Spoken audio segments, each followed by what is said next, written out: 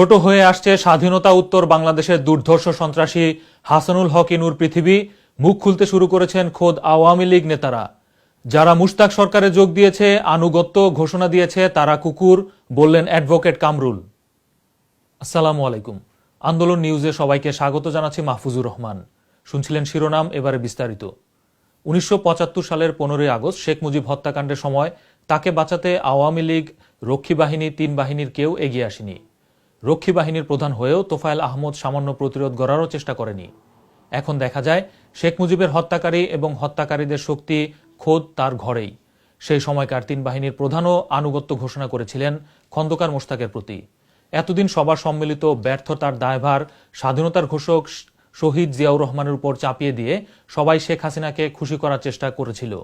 তবে ইতিহাসের সত্য বেরিয়ে আসতে শুরু করেছে ছাইচাপা ইতিহাস। বিস্তারিত জাহিদ গাজীর রিপোর্টে। ইতিহাসের অনেক অজানা তথ্য বেরিয়ে আসতে শুরু করেছে। শেখ মুজিব হত্যাকাণ্ড ছিল আওয়ামী বাকশালীদের দলীয় অপকর্মের ফল। এটি এখন আওয়ামী বাকশালী এবং তাদের ঘরানার বুদ্ধিজীবীদের মুখ থেকেই বেরিয়ে আসতে শুরু করেছে। শেখ হাসিনা ক্ষমতায় এসে তার দলের অনেক নেতাকর্মীকে সোনালী ব্যাংকের পরিচালনা বোর্ডের সদস্য বানিয়েছিলেন। সেই সময় শেখ হাসিনার বিশ্বস্ত উপদেষ্টা সৈয়দ মুদাসসির আলীর সহায়তায় সোনালী ব্যাংক থেকে ৩৬০০ কোটি টাকা লুট করে নিয়েছিলেন হলমার্ক গ্রুপের তানভীর। সোনালী ব্যাংক লুটপাটের সময় ব্যাংকের পরিচালনা কমিটির সদস্য ছিলেন সাংবাদিক কাশেম হুমায়ুন। শেষ পর্যন্ত 15 আগস্ট নিয়ে তিনিও মুখ খুলেছেন। কিলিং এর এই 15 আগস্টে যে কথা বলা হয়, এগুলো কিন্তু যে হয়তো বেনিফিশিয়ারি ওইভাবে অনেকে হয়েছেন, কিন্তু প্রত্যক্ষভাবে তো আওয়ামী লীগের লোকজনই এর ভিতরে ছিল এবং সেখানে কিন্তু খন্দকার মোশতাকের মতো নেতা ছিলেন। স্বাধীনতোত্তর বাংলাদেশের দুর্ধর্ষ সন্ত্রাসী হাসানুল হক ইনু এবং তার গডফাদার কর্নেল তাহের, এই 2 ব্যক্তি শেখ মুজিব হত্যার পর গঠিত সরকার প্রধান খন্দকার মোশতাককে বঙ্গভবনে গিয়ে অভিনন্দন জানিয়েছিলেন। মোশতাককে পরামর্শ দিয়েছিলেন। নিজের অভিজ্ঞতার আলোকে শেখ মুজিব হত্যা এবং মোশতাক সরকার নিয়ে কথা বলেছেন সেই ইনু। 15th August, actually a few handful of army officers which are headed by the freedom fighting military officers killed Sheikh Mujibur Rahman, but they did not take over. The important thing in the killing of Sheikh Mujibur Rahman was that he was brutally killed, but the takeover was done by another important Awami League leader, Mr. Khondokar Mustak Ahmed, who was a minister in the Awami League regime. Sheikh মুজিবের লাশ সিঁড়িতে রেখে গঠিত হয় খন্দকার মোশতাক আহমেদের নেতৃত্বে মন্ত্রিসভা। সেই মন্ত্রিসভার প্রতি সেই সময়কার 3 বাহিনীর প্রধানও আনুগত্য ঘোষণা করেন। বাংলাদেশ বিভাগ বিশেষ ঘোষণা। Major general K M. শফিউল্লাহ। দেশের নূতন সরকারের প্রতি আমরা আমাদের অবিচল আস্থা ও আনুগত্য জ্ঞাপন করছি। বাংলাদেশ নৌবাহিনী প্রধান কমোডর মুশাররফ হোসেন খান। দেশের নূতন সরকারের প্রতি আমরা আমাদের অবিচল আস্থা ও অনুগত্য জ্ঞাপন করছি। বিমান বাহিনী প্রধান air vice marshal A K. Khandaker. দেশের নতুন সরকারের প্রতি আমরা আমাদের অবিচল আস্থা ও আনুগত্য জ্ঞাপন করছি।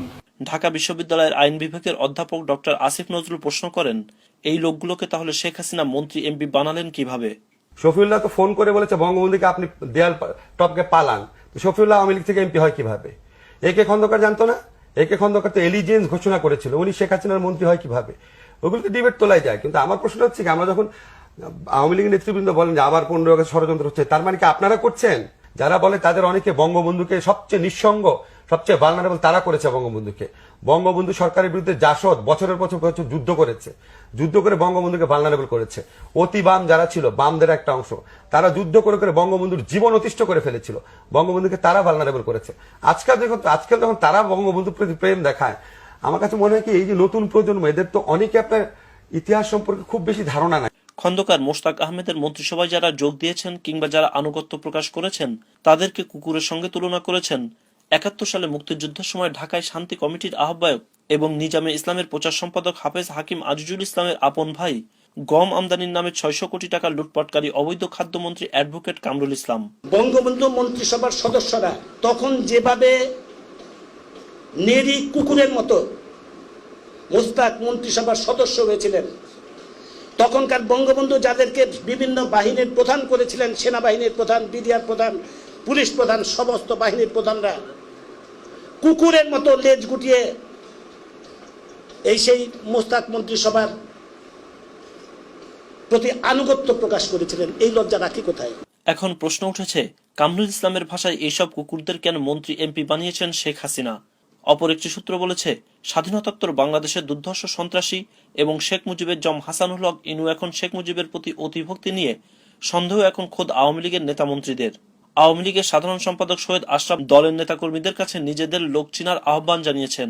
বঙ্গবন্ধুকে হত্যার জন্য একটা পরিবেশ সৃষ্টি করা হয়েছিল, সেই পরিবেশ সৃষ্টি হয়েছিল বলেই তাকে হত্যা করার সুযোগ। যখন আমরা আমাদের উপর বিশ্বাস রাখি না, তখনই সে এই ধরনের ঘটনা করতে পারে।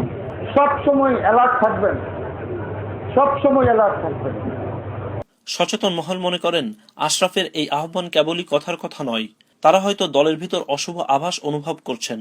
এমনই এক পরিস্থিতিতে আওয়ামী বুদ্ধিজীবী লীগ নেতা ঢাকা বিশ্ববিদ্যালয়ের উপাচার্য ডক্টর আসমা আরিফিন সিদ্দিকী বলেছেন, শেখ মুজিব হত্যাকাণ্ডের আদ্যোপান্ত জানতে একটি বিশেষ কমিটি গঠন প্রয়োজন।